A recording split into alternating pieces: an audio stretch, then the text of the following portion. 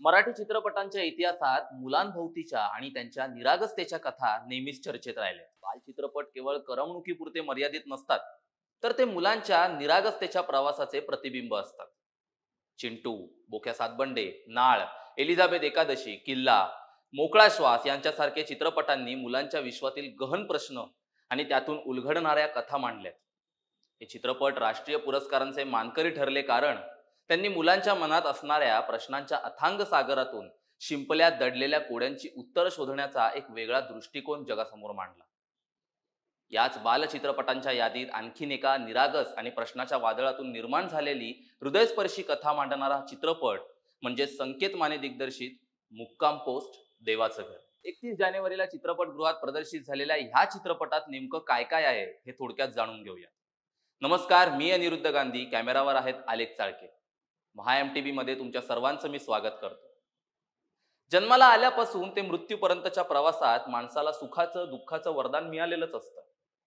पण लहानपणी मोठ्यांच्या तोंडून ऐकलेलं दुःख, टेन्शन, आता ह्या शब्दाचा नेमका अर्थ काय, इथून सुरुवात व्हायची ती निरागस प्रश्नांच्या वादळाची. दुःख म्हणजे काय, ते कसं असतं, कसं दिसतं, असे बरेच प्रश्न त्यावेळी डोक्यात यायचे. रोज नवा दिवस, रोज नवा प्रश्न. अशा अर्थहीन निरागस प्रश्नांचा साठा जणू लहानपणीच्या दिनचर्या असं म्हणायला देखील काही हरकत नाही. कोल्हापूरमधील आपटी नावाच्या गावात घडणारी ही कथा जिजा नावाच्या एका निरागस मुलीभोवती फिरते. जिजाची भूमिका साकारणारी बाल कलाकार जिने लहान वयातच तिच्या चुणचुणीत बोलण्याच्या पद्धतीने प्रत्येकाच्या मनात स्वतःची एक जागा निर्माण केली. ती बाल कलाकार म्हणजेच मायरा वैकुल.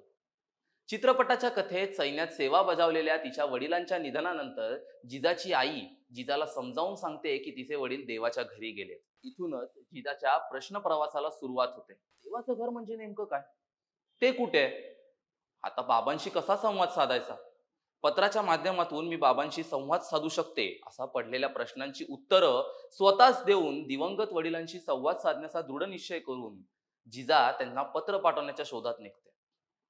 या प्रवासात विश्वास, निरागसता, वडील आणि मुलीमधील नात्याचा एक हृदयस्पर्शी शोध घेतला जातो. संकेत माने यांचे दिग्दर्शन गहन कथा विणण्याच्या क्षमतेने चमकते. संकेत माने आणि सुमित गिरी यांनी सहलेखित केलेली ही पटकथा उत्तम प्रकारे रचली.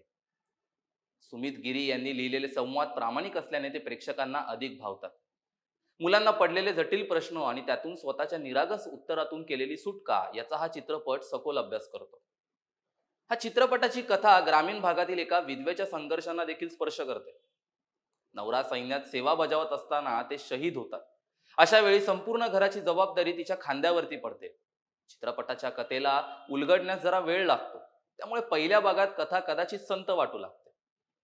कथा भावनिकदृष्ट्या आकर्षक असली तरी काही दृश्यातून अंदाज लावता येतो.